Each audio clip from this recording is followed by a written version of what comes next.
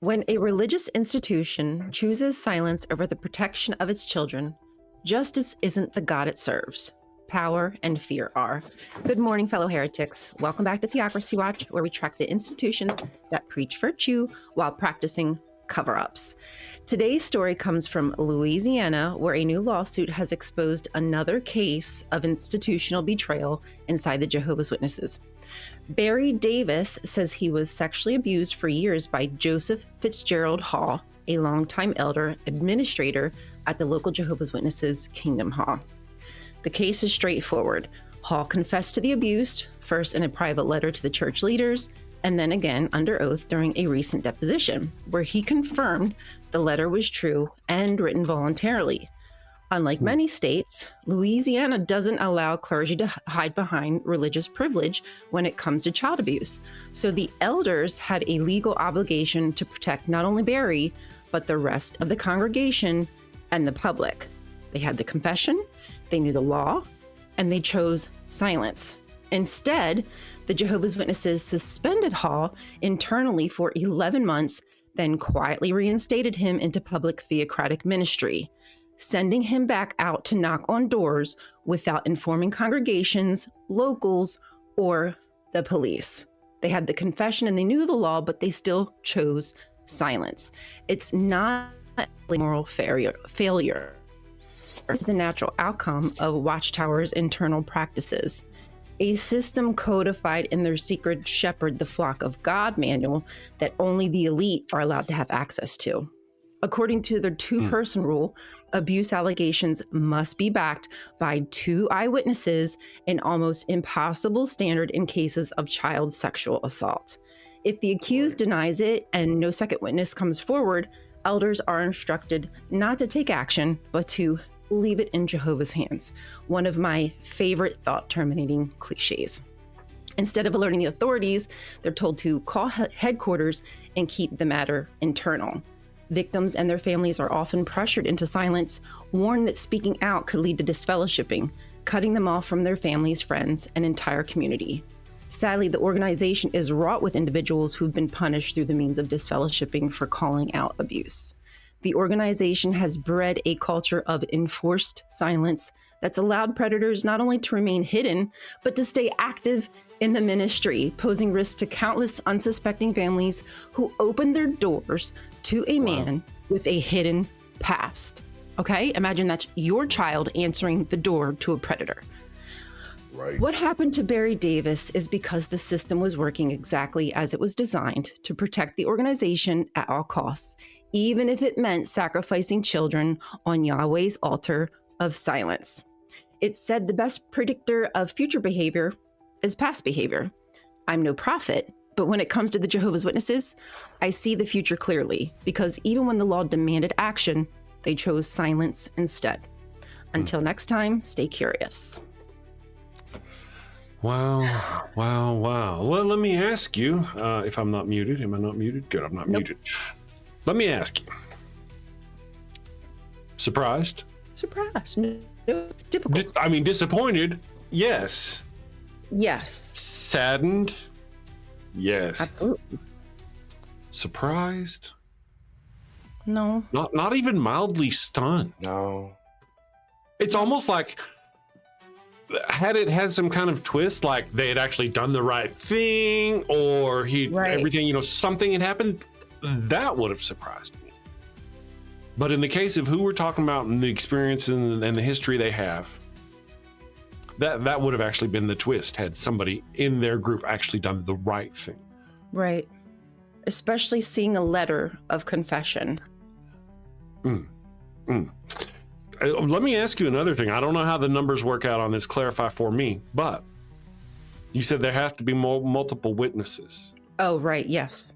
Okay, so what if we have multiple victims, but only one witness per victim? I think if there's multiple victims, you possibly have a case, but there have been many instances where it didn't matter that there were multiple victims. So that still isn't even a guarantee that you'll have any action taken. Gotcha. Yeah. What are your thoughts, Durante? I see you thinking over it, man. Yikes. Yeah, I feel. I know they're likely pulling on the scripture.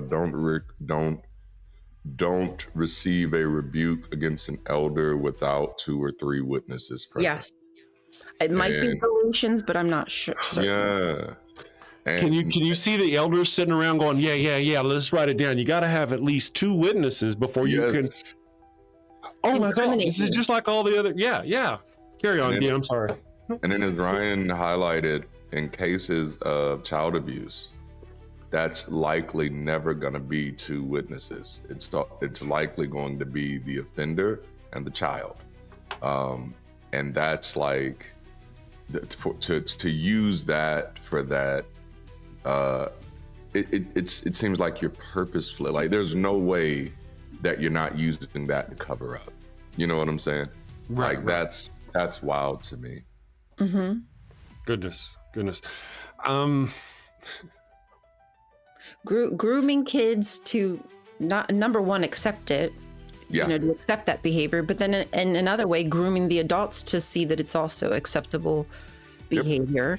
And knowing that you're allowing these men to go out door to door with a tie, a suit and tie in his briefcase, and talking smart, and he's a good guy and he just wants to help you get closer to Jesus. Meanwhile, he's diddling kids at the Kingdom Hall, and they're letting him come to your door now. Yep. Right. Dressing up a predator. You can't put lipstick on a pig. I wonder how many times in circumstances like that they've pulled the Catholic shuffle. They have. Yeah. Oh, yeah. They definitely have done the old 1-2 shuffle-roo. Isn't it interesting that I didn't even have to define what I meant? Catholic shuffle, and you knew. Everybody here knew. Yep. You're what right. I meant. Actually, that's all I had to say was right. fucking And that is sad. And God, you just get chills. they lay that accusation on us. Mm-hmm. Mm-hmm. We are the deviants. We are the predators. We are the, every accusation is a confession from those people. Anyway, Man. Thank you very much for Theocracy. Yes. I hope they get in trouble. That's what I'm waiting for. I'm waiting on some kind of follow-up of them getting in trouble because they didn't follow the law. Right. We shall see. And it goes on. And it goes on. And it goes on. And it goes on. We'll and it goes on. Tomorrow. I really appreciate Christopher Hitchens' charge. How the Catholics who are whose entire claim was to be the protectors of children. Oh yeah. It's like they build a wall to protect the children, but behind that wall, what they do to the children. Mm-hmm. And there are people out there who say, "Oh, but they didn't really unalive the children or any of that business." Yes, they have. We have entire Catholic monasteries and nunneries where they've got bodies and bones and bones and bones out there behind them where they did it to children. What was it called? Magdalene laundries?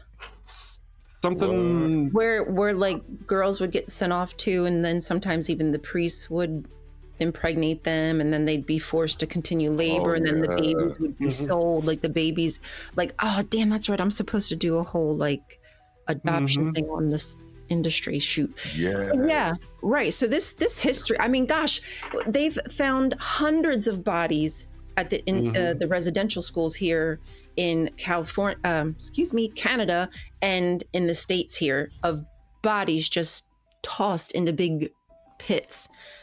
And we're talking babies, right? Babies, Infants. children. I mean, every and anything, really. Yeah, that's kind of what we mean. Yeah. Specifically in this case. Yeah. Exactly. Well, there's also the thing about, and that's my understanding, like there are these Catholic churches in, is it England or Ireland or somewhere up there in the business, where they would take anybody, infants, and it was just, they found mass graveyards of these, It's there's no adopting them out, and you can't feed them all or whatever, and it's but this has happened over and over. It's a very harmful religion. Mm-hmm. Yeah, it's a shame. It feels like we're talking to a wall sometimes.